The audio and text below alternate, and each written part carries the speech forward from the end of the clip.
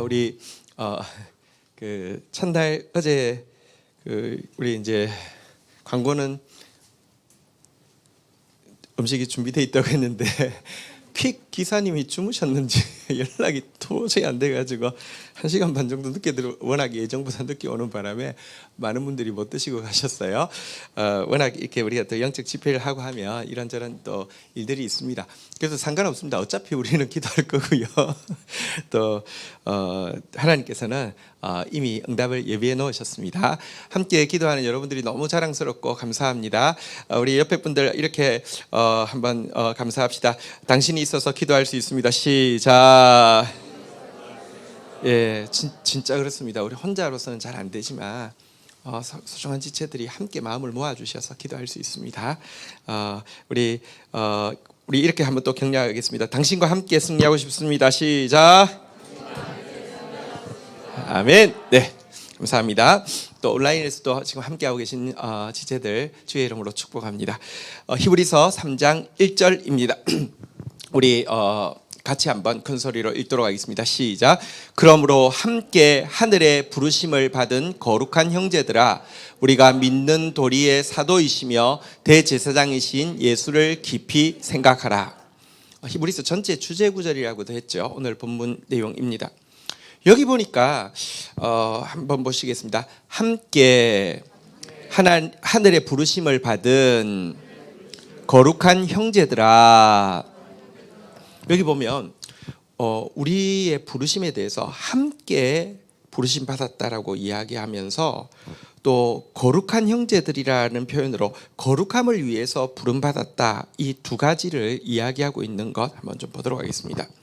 여러분들 기억하십시오. 우리가 구원받고 주님의 하늘의 부름을 받았는데 나 개인만을 위해서 혹은 나 개인적으로 부름받은 것이 아니라 교회와 함께 부름받았다는 사실을 좀 기억할 필요가 있습니다. 영적으로 어릴 때는요, 나 개인이 하나님 앞에 부름받았다 이렇게 생각합니다. 그리고 하나님과의 1:1 관계에 집중하는 경향이 있습니다. 그렇게 되면 신앙생활을 해도요, 굉장히 개인주의적인 신앙생활을 하게 되고요. 그러다가 내가 뭔가를 좀 잘하면 영적 교만에 빠지고, 내가 나보다 누가 더 잘하면 영적인 질투를 느끼고, 이런 경우가 많죠. 근데 조금 지나면 알게 됩니다. 나를 하나님이 나 개인을 부르신 게 아니라 우리를 함께 교회로 부르셨다는 사실을 인식하게 됩니다. 교회를 보는 눈이 떠지는 것이 신앙이 성숙해지는 것입니다. 예수님은 알고 보니까 몸된 교회의 머리셨고, 나는 몸된 교회의 한 지체이며, 몸된 교회에는 나뿐 아니라 여러 지체가 있다는 사실을 알게 되고, 하나님은 우리 아버지라는 사실을 깨닫게 되는 단계가 된다는 것입니다. 이렇게 교회로 부르셨다는 사실을 알고 나야지 용서가 쉬워지게 됩니다. 개인으로 하나님 앞에 설 때는요, 용서하지 못할 사람이 많지만 몸을 보면요, 용서가 쉽습니다. 가끔 혀가 이빨한테 깨물릴 때가 있잖아요, 그죠? 그렇다고 여러분 혀하고 이빨하고 지금 사이가 안 좋아서 원수져서 서로 막 안 만나고 그러진 않잖아요, 그죠? 벤치 가져와, 빼버리게 뭐 이러지 않잖아요. 왜냐고 하면 한 몸이기 때문에 그렇습니다. 교제도 자연스러워집니다.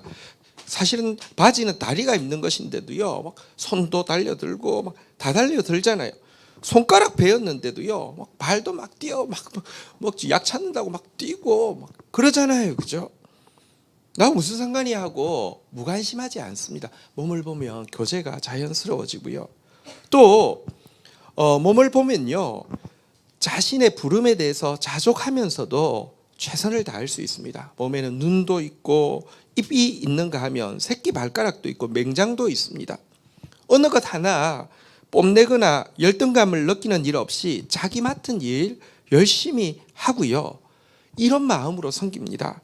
한번 따라하겠습니다. 내가 할 수 있는 것은 다른 사람도 능히 할 수 있기를 바라며, 내가 하지 못하는 것은 다른 사람이 하기를 바라며, 내가 더 잘할 수 있는 것으로는 영광을 하나님께 돌리고 축복을 교회에 돌릴 수 있기를 바랍니다. 이런 마음이요, 우리가 함께 함께 교회로 부름을 받았구나, 이 사실을 아는 사람이 이렇게 가질 수 있는 모습입니다. 그리고 하나님께서 왜 우리를 교회로 부르셨을까요? 각자 부르시면 안 됩니까? 이런 요즘 다 프라이버시가 중요한데요. 사실요, 우리를 교회로 부르신 또 한 가지 이유는 그것이 가장 안전하고 견고하기 때문에 그렇습니다. 개인은요, 생각보다 어리석고요, 개인은 생각보다 약합니다. 사단은요, 개인적으로 은혜 받아도 얼마든지요 무너뜨릴 수 있고, 개인적으로 진리를 깨달아도 얼마든지 속일 수 있습니다. 그러나 몸된 교회가 함께하면요, 두세 사람이 함께하면요, 사단이 무너뜨릴 수가 없고요, 궁극적으로는 속일 수가 없습니다. 그래서 여러분들, 사단은 교회와의 싸움에서는 지게 돼 있습니다. 개인과의 싸움에서는 이길 수 있습니다. 그래서 우리 지난 주일도 그랬잖아요. 개인이 분명히 회개하고 우상 버렸는데도 미스바로 다시 모이라고 하고요, 다시 회개하고 다시 말씀 앞에 설 때에 하나님의 능력이 나타나는 것입니다. 우리 옆 사람 격려하겠습니다. 함께 부름받아서 행복합니다. 시작. 또 한 가지는요, 우리는 거룩함을 위해서 부름받았다는 사실도 꼭 기억해야 합니다. 하나님이 우리를 향해서 가지고 있는 구원 계획은요, 지옥 갈 사람 천국 가게 하는 것으로 끝나는 게 아닙니다. 영락 없는 사탄의 자녀였는데 영락 없는 하나님 자녀로 바꾸어 놓는 것, 불순종이 습관된 자녀에게, 교만이 습관된 자녀에게 겸손과 순종이 습관된 자녀로 바꾸는 것, 부정한 여인 같은 우리를 정결한 신부로 바꾸는 것까지를 포함하는 것입니다. 그래서 사실은요, 구원과 거룩은요, 동의어라고 할 수 있습니다. 근데 오늘날 사단은요, 구원에서 거룩을 빼버린 구원을 가르치고 있습니다. 죄와 너무 애써 싸우려고 고통할 필요가 없다, 그건 금욕주의다, 하나님 앞에 가서 회개만 하면 되는데 왜 그러니, 도덕적으로 모범이 안 돼도 큰 문제 없다, 어차피 우리는 구원을 행위로 받는 게 아니라 은혜로 받는 것이다, 세상 법을 어겨도 구원과는 별개이다, 하나님이 용서했으니 누가 나를 정죄할 수 있느냐, 나 정죄하는 놈 있으면 죽여버려, 뭐 이게 기독교인들이요, 거룩을 빼버린 구원을 이야기하는 모습입니다. 구원받는 게 세상에서 제일 쉬운 일이 되었고요, 예수 믿으면 어떻게 살든 만사 오케이가 되는 가짜 구원을 퍼뜨리고 있습니다. 그러니 예수 믿는다는 사람 속에서요, 별별 이상한 사람들이 많고요, 온갖 더러운 일에 기독교인이 결부되지 않는 경우가 없고요, 세상 사람들에게 아프고 나쁜 기억을 준 사람 중에는 반드시 기독교인이 들어가 있는 이유가요, 우리를 거룩을 위해서 부르는데요, 거룩 빼버린 구원만으로 얼마든지 속이고 있기 때문에 그렇습니다. 그런데 여러분, 이래서는 안 됩니다. 거룩은 구원의 목적이고요, 구원의 결과이고요, 거룩 없는 구원은 구원이 아닙니다. 주님께서는 이렇게 명령하고 있습니다. 한번 따라하겠습니다. 내가 거룩하니 너희도 거룩할지어다. 함께 부름받았고요, 거룩을 위해서 부름받았습니다.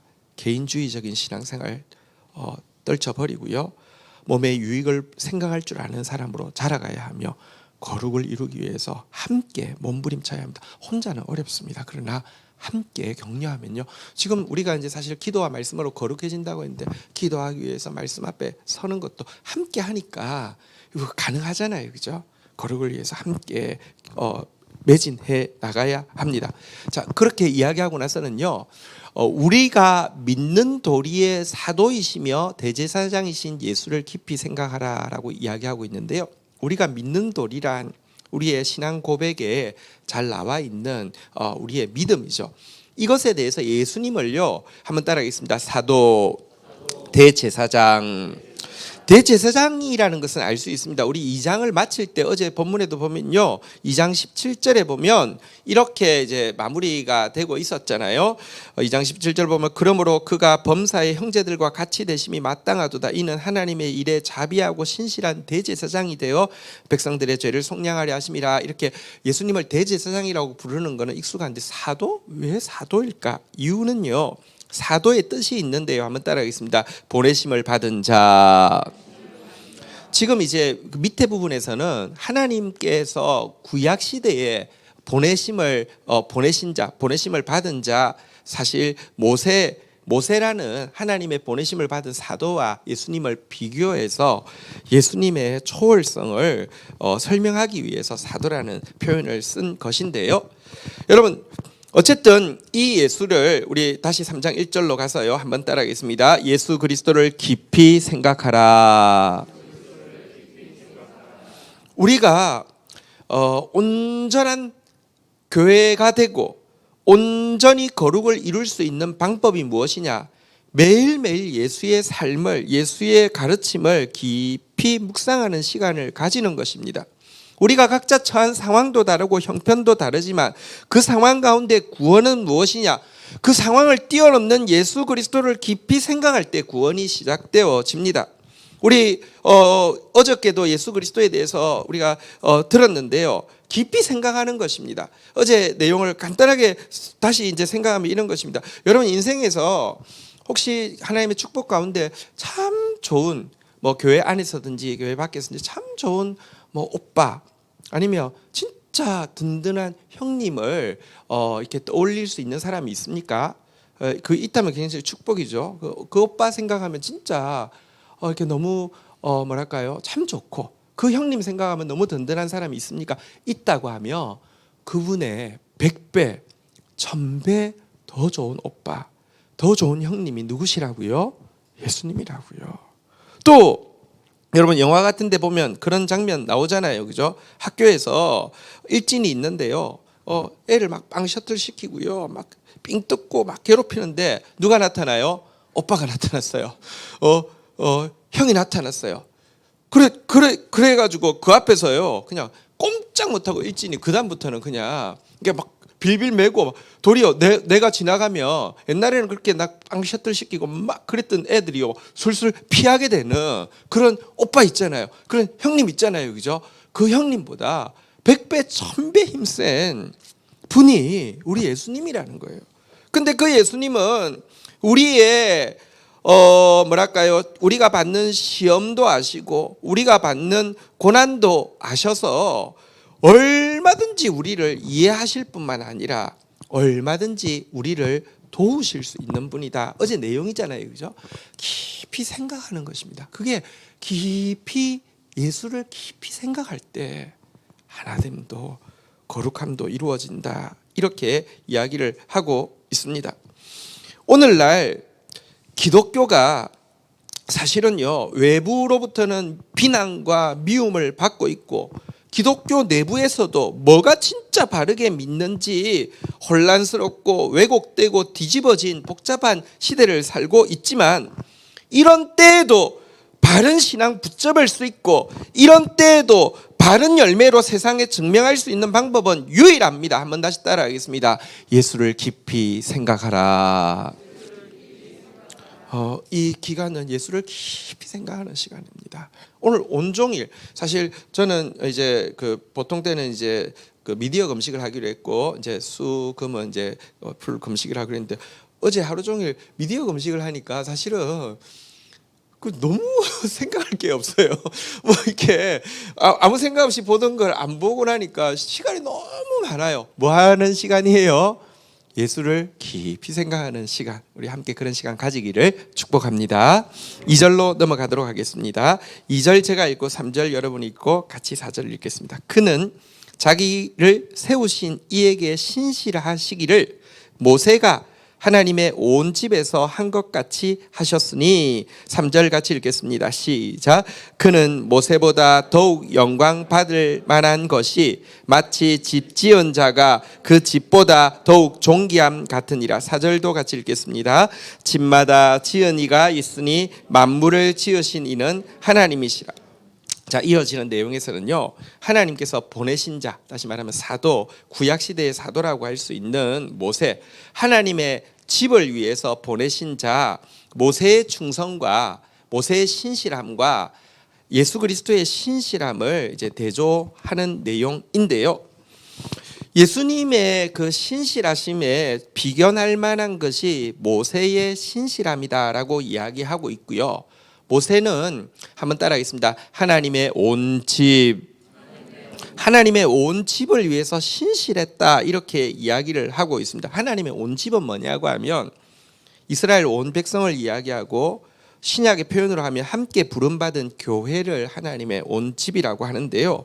모세는 정말 교회를 위하여서 신실했고 충성되었습니다. 그는 이스라엘 백성들이 용서받고 구원받을 수만 있다고 하며 자기 이름을 생명책에서 제해달라고까지 기도하면서 자기가 맡은 교회, 하나님의 온 집을 위해서 신실했던 사람이고요. 그래서 하나님께서 친히 모세의 충성됨을 인정해 주었습니다. 그의 신실하심을 인정해 주었습니다. 아론과 미리암이 모세 동생이니까 누나도 되고 형도 되니까 동생이니까 좀 만만하게 보고요. 그가 잘못한 게 있어서 사람은 잘못한 게 있죠. 비방했어요. 비방할 때 이렇게 하나님께서 진노하시면서 말씀하셨습니다. 민수기 12장 6절부터 보면 모세를 비방하는 아론과 미리암을 향해서 이렇게 말씀하십니다. 이르시되 내 말을 들으라. 너희 중에 선지자가 있으면 나 여호와가 환상으로 나를 그에게 알리기도 하고 꿈으로 그와 말하기도 하거니와. 선지자에게는 환상을 보여주기도 하고 꿈을 보여주기도 하지만 7절 한번 읽어볼까요? 같이 읽겠습니다. 시작. 내 종 모세와는 그렇지 아니하니 그는 내 온 집에 충성함이라. 모세는 신실함에 대해서 나에게 인정받아서 내가 선지자에게 꿈이나 환상으로 보여주는 정도로 이야기하는 존재가 아니야.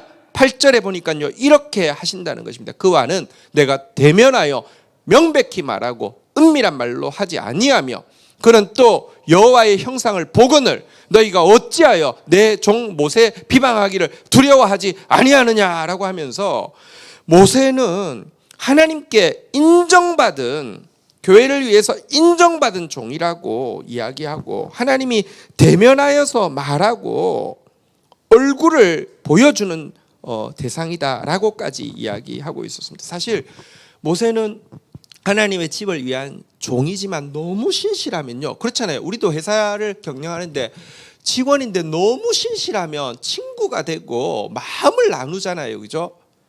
성경에 보면 사람이 자기 친구와 이야기함 같이 여호와께서 모세와 대면하여 말씀하신다 그랬는데 정말 인정받는 신실함, 충성됨을 가지고 있었던 사람이었습니다. 저도 하나님의 교회를 위해서 어쨌든 보냄을 받은 사도이죠. 그래서 모세처럼 하나님의 온 집을 향해서 신실한 사람 되기를 소원하고 모세처럼 하나님께 인정받을 수 있는 사람이 되었으면 좋겠다 이런 소원을 이 말씀을 준비하면서 더욱 가지게 되었습니다. 저는 교회에 보내실 때 하나님의 말씀을 전하라는 사명을 맡은 사람입니다. 12통 지금 하고 있는데 히브리서를 지금 보고 있는데 한편으로는 여러분들 정말 칭찬받아 마땅합니다. 사실 성경 전체에서 제일 어려운 성경 한 것만 뽑으라고 하면 히브리서를 뽑는 사람도 많이 있습니다. 이유가 있는데요. 히브리서는 구약의 정통한 히브리인들에게 쓴 편지여서 내용의 구약 인용이 너무 많습니다. 구약을 기본적으로 알고 있다는 전제에서 하기 때문에 근데 우리는 그거를 안 상태에서 다시 풀어야 되기 때문에 어렵고요. 또 한 가지는 이것을 쓴 언어가 헬라어인데 헬라어가요 레벨이 3개가 있어요. 시장에서 쓰는 언어가 있고 중간에 이제 그냥 평민들이 쓰는 언어가 있고 그리고 아주 학자들이 쓰는 언어가 있습니다. 그래서 사실은 베드로나 요한이 쓴 언어들은요 시장에서 쓰는 아주 쉬운 그러니까 너무 정확한 언어. 우리 영어 잘 못해도 생존 가능하죠. 그죠? 시장 가서 물건 살 수 있죠. 그렇게 쉽습니다. 바울이 쓴 언어가 한 중간 정도 레벨의 언어입니다. 이 히브리서가요 완전 최고차원 언어입니다. 그러니까 굉장히 어렵습니다. 제가 사실 그 남서울교회라는 교회가 있습니다. 홍정일 목사님 이제 담임하시다가 이대로 이제 그 이철 목사님이라는 분이 담임하실 때 그곳에서 이제 GT를 쓰게 되어서 또 이제 GT 세미나를 계속 하고 있었는데 그때 본문이 히브리서였는데 그런 이야기 하더라고요. GT에 이제 히브리서가 다 쓰여져서 하니까 목사님이 자기 히브리서 설교 이렇게 하다가 강의하다가 병 걸렸다고 너무 어려워가지고 그런데 GT에 이렇게 다 써내서 다른 거 목사님 앞으로 아무것도 안 하고 이거 한 것만 해도 목사님 엄청난 일을 하셨다고 할 정도로 사실 좀 어렵습니다. 어려우니까 뭐 보통 때도 그렇지만 특세 준비하면서 거의 잠을 못 자고 계속 준비를 하기는 합니다.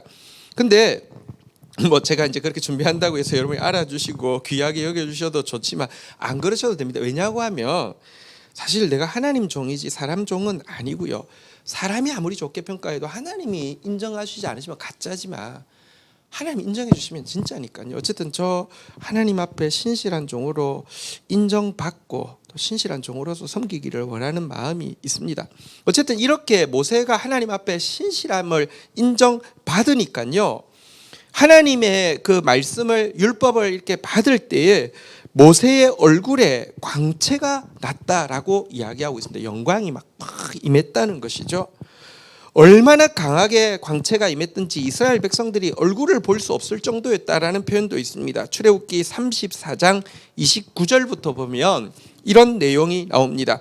출애굽기 34장 29절 모세가 그 증거의 두 돌판을 모세의 손에 들고 시내산에서 내려오니 그 산에서 내려올 때 모세는 자기가 여호와와 말하였음으로 말미암아 얼굴 피부에 광채가 나나 깨닫지 못하였더라. 자기는 못 깨달았는데요.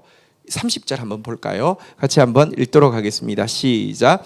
아론과 온 이스라엘 자손이 모세를 볼 때에 모세의 얼굴 피부에 광채가 남을 보고 그에게 가까이 하기를 두려워하더니 자기는 몰랐는데 사람들은 너무 막 영광이 빛이 나니까 무서워서 나오려고 하지 않았습니다. 그래서 어떻게 했습니까? 모세가 얼굴에다가 붕대를 막 감았어요. 사실 이 모습은 하나님께 영광 받은 사람이 인정받은 사람이 어떠해야 되는지를 잘 보여줍니다.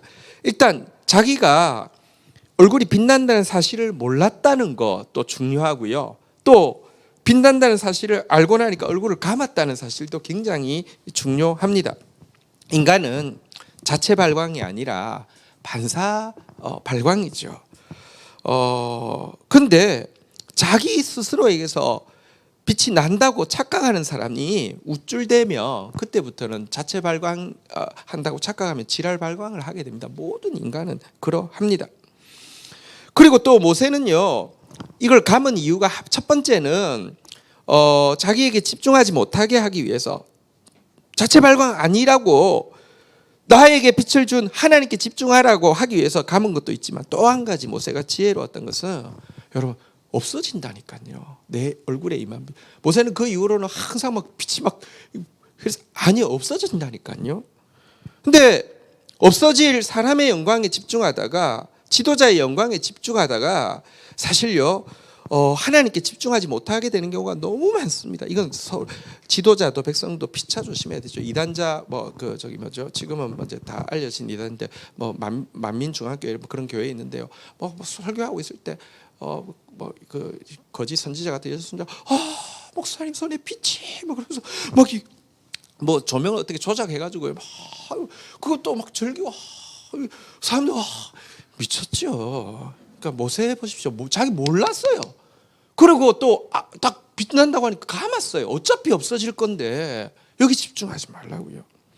어쨌든 이렇게 영광스러웠지만 그러니까 사실 참 신기한 게 있습니다. 이스라엘 백성들 모세 살아있을 때 어떻게 했습니까? 언제나 원망하고 언제나 반역하고 언제나 비방했는데요. 시간 지나자 이스라엘 백성들은요 모세 그러면요 천사보다 더 높게 생각했습니다. 이럴 때 천국에서 모세가 보면서 무슨 말을 할까요? 있을 때 잘하지 이렇게 생각하겠죠, 그죠?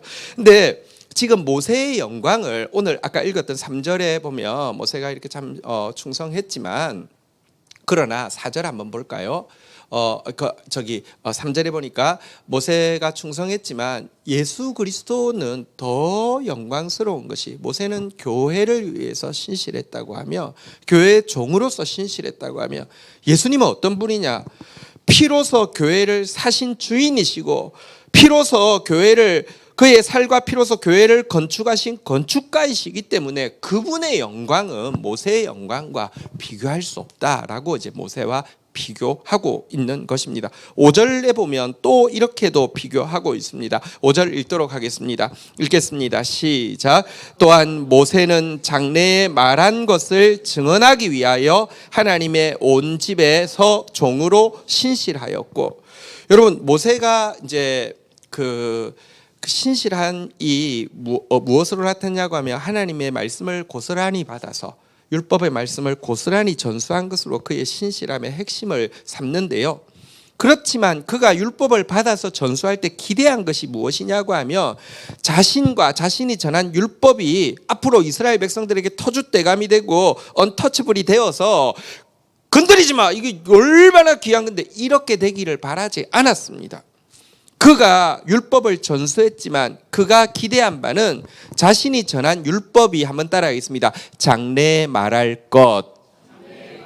장래에 말할 것, 이게 뭘까요? 예수 그리스도를 통하여서 선포되어질 복음을 이야기합니다. 예수님이 말씀하실 것. 왜냐고 하면 그가 전해준 율법은 그림자와 같고 그가 전해준 율법은 징검다리와 같아서 예수 그리스도께서 하시는 말씀을 통해서만 완벽해지는데, 이것의 징검다리로 사용되어지기를 위해서 증언하였지, 그러니까 하였다는 것입니다. 그렇지만 예수님은 어떤 분이시냐? 6절 한번 보도록 하겠습니다. 같이 읽겠습니다. 시작.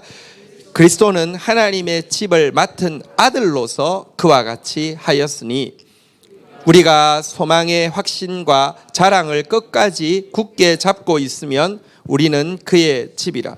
여기 보면요, 그 예수님은요 하나님의 집을 맡은 아들로서 그와 같이 했다. 그와 같이 했다는 것은 모세처럼 증언했다는 것입니다. 모세처럼 말씀했다는 것입니다. 모세는요 지금 그림자를 이야기했고 장차 완성되어질 복음으로 이어질 징검다리를 이야기했다고 하며, 종으로서 이야기했다고 하며, 예수님은 이 집의 아들로서 상속자로서 완전한 말씀을 전해주셨다라고 이야기하고 있습니다.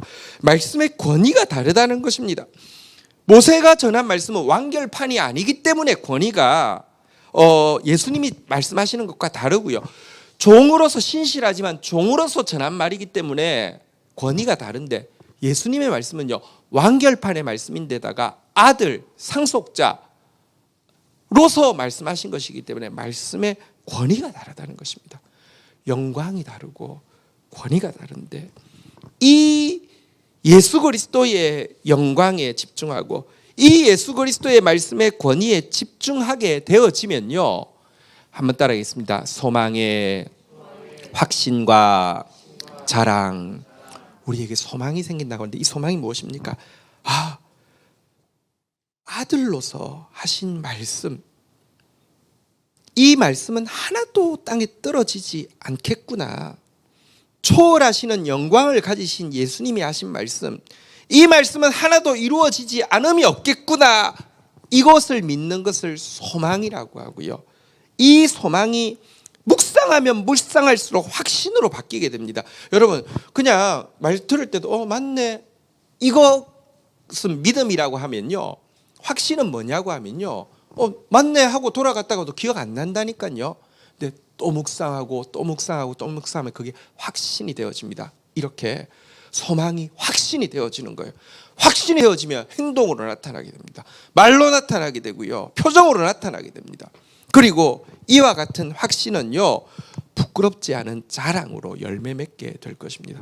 하나님이 우리에게 주신 말씀, 아니 예수 그리스도께서 우리에게 주신 말씀은요 하나도 땅에 떨어지지 않고 반드시 이루어질 것입니다. 이것에 대한 소망, 이것에 대한 확신, 그리고 그것이 이루어졌을 때 우리는 정말로 자랑하게 될 것입니다. 말씀대로 이루어졌다고.